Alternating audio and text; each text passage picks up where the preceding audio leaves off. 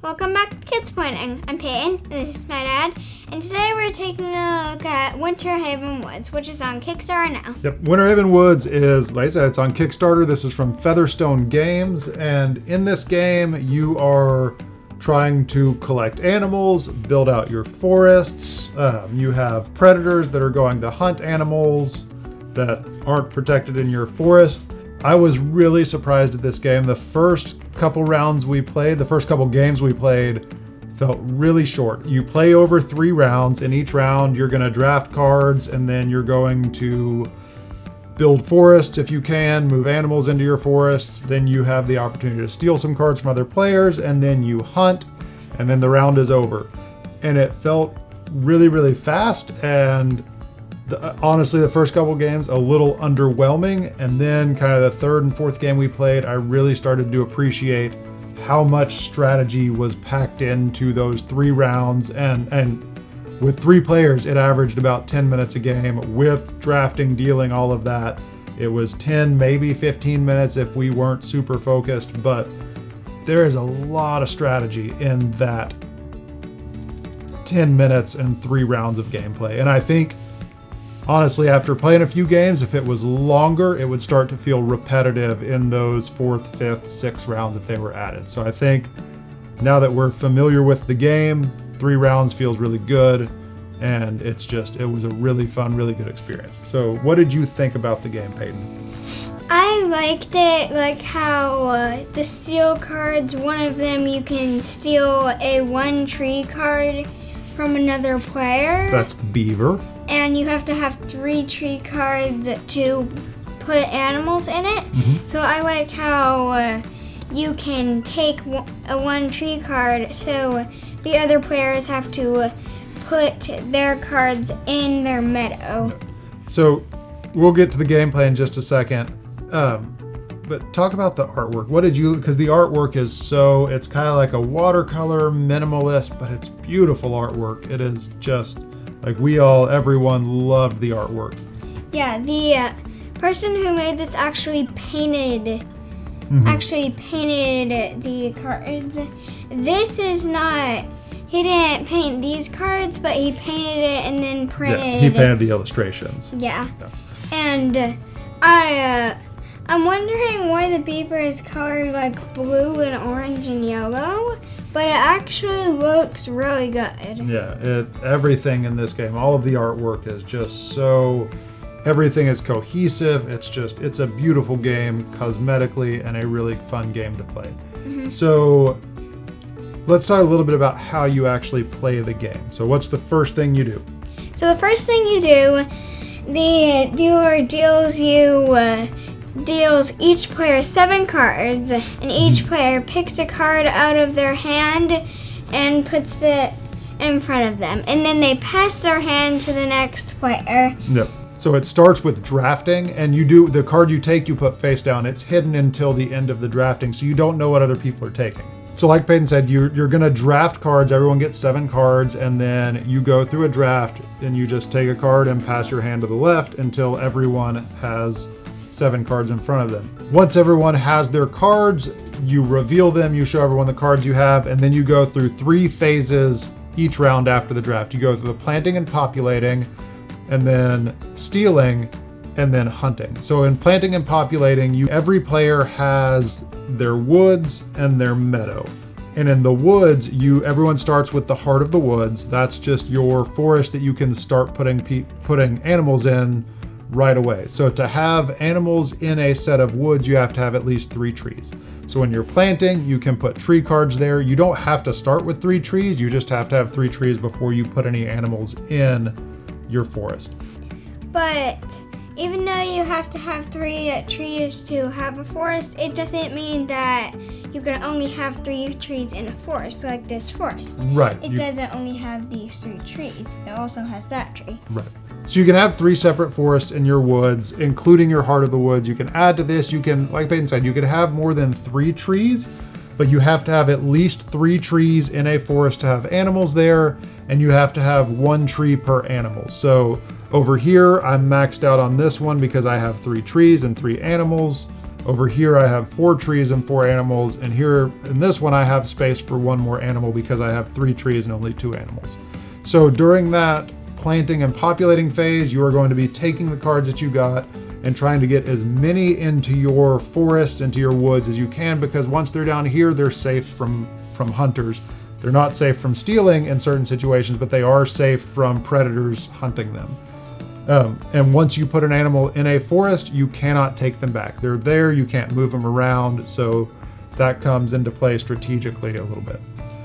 Once you have everything planted and you've populated everything you want to do, you move into the steal phase, where you have 3 options for stealing.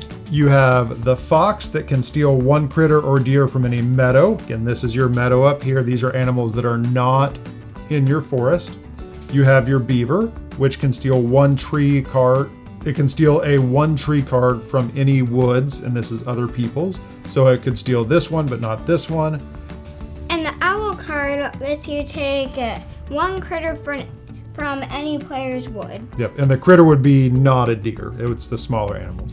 Now, with this in mind, with the beaver, talk again what you were talking about, because now that you kind of understand how it plays, that little strategic move that Peyton mentioned earlier really makes sense. Like how you have to have 3 trees in 1 woods to make a woods. If you had the beaver, then you could take this away, and all 3 of these animals would go in the meadow. Yep, so all 3 of these animals come up here into the meadow, and that you can really mess with people there. So you either, if you mess with the balance in someone's woods, that's when that happens. So if you take it down to less than 3 trees, all of those animals move up into the meadow. Now over here I have 4 trees, so if Peyton stole this one, then only 1 of these would have to come back, because now this can only support 3 animals, but it doesn't remove everybody because there's still 3 trees.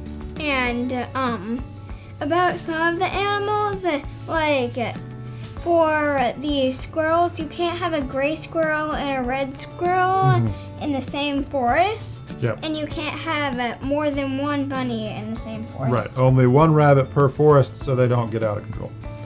And deer have to populate in pairs. So that's why, see, I have 2 deer up here, but I can't move them into this forest because they have to be in pairs. So I would have to have 1 more tree here to add deer to that forest. And then the last phase of the round is hunting, where you have bears and wolves. The wolves hunt in packs, so until you have a pack of 3 wolves, you can't hunt. And the way hunting works is you can hunt any animal in a meadow, including your own. So during your turn, you may want to hold some animals back for your predators to hunt. So if this bear hunts this deer, I'd put it there. The bear has eaten and can now rest, and you turn the bear sideways to show that he is rested. And the wolves the same way. If these wolves hunt this deer, they would turn sideways. I'm upside down, so I can't figure out which way sideways is. But they would turn sideways to show that they have rested. And then this is where it gets another just strategic choice. At the end of the round, I have to decide if this bear and these wolves are going to hunt again next round, because if they are not resting at the end of the game, I don't score anything for them. So if I decide, hey, I'm going to let my bear hunt, and then he doesn't get to hunt anything, then I don't score anything for this bear or the prey that it has hunted. And when multiple people hunt in a round, when multiple players need to hunt, you check this number at the top, and that is how, and I got the number 19 bear every time. I was always the last bear to hunt. Every single time I drafted the number 19 bear. It frustrated me because Jared kept hunting before me and taking the animals that I wanted to hunt. But you go from smallest number to largest number, and the wolves always hunt first. So again, another strategic choice in one, whether you were going to hunt, especially in the last round, and as you're drafting, trying to get predators with lower numbers. And one thing I missed, when you steal something, if you choose to use a steal card, you have to use it in the round that it's drafted. If you use it, you put it sideways to show that you used it. Your first steal is free, but if you use more than 1 steal card in the game, it starts to cost you points at the end of the game.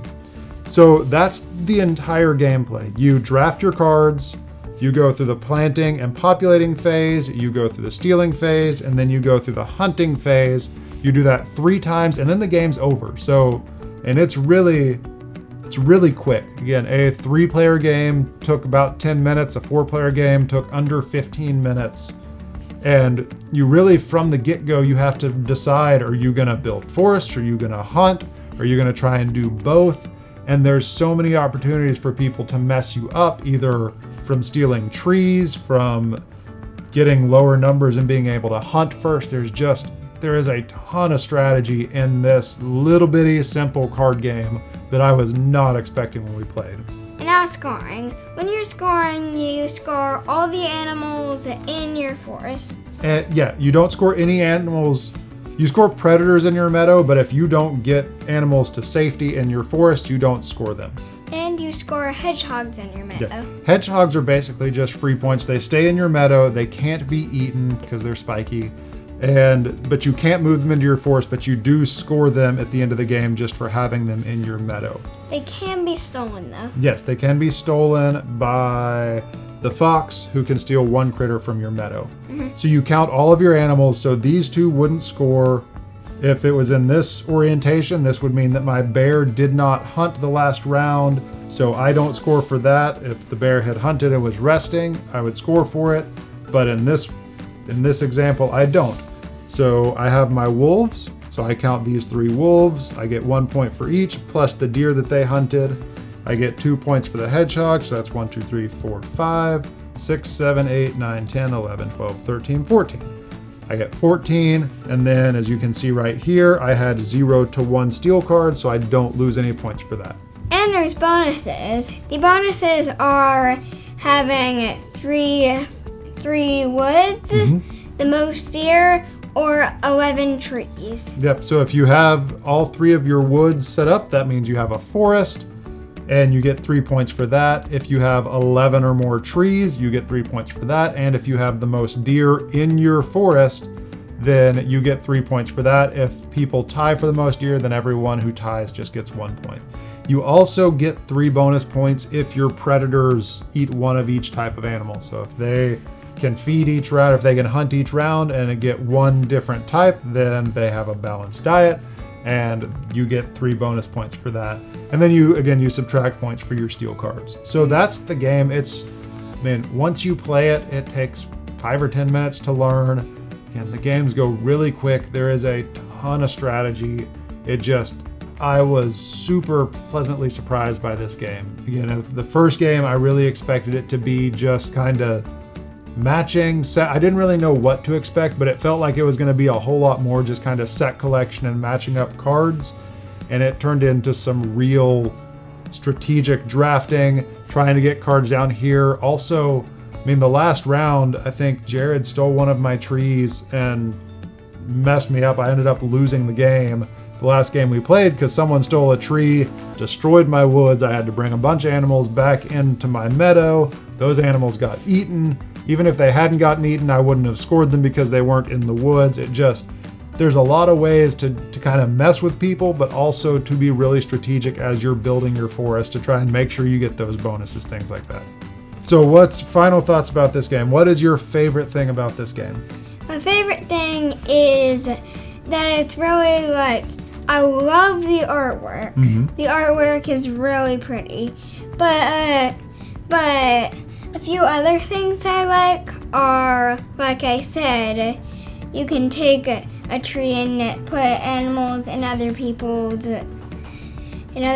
meadows. But another thing I like is how you have to have the more trees that you have in a woods, the more animals that can be in the woods. Yep, and there's a lot of diverse there's not a ton of different cards, but it's a different game every time you play. There's 174 cards in the box. There's a bunch of tree cards. There's a bunch of animal cards. So each time you deal out cards, each time you play after the cards are shuffled and all that, it's a completely different game.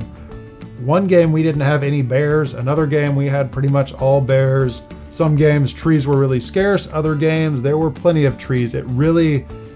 because there's so many cards and it's not just like a small 50 or 60 card deck, it adds a lot of diversity each game and causes you to kind of think on your feet and change your strategy up based on what you got.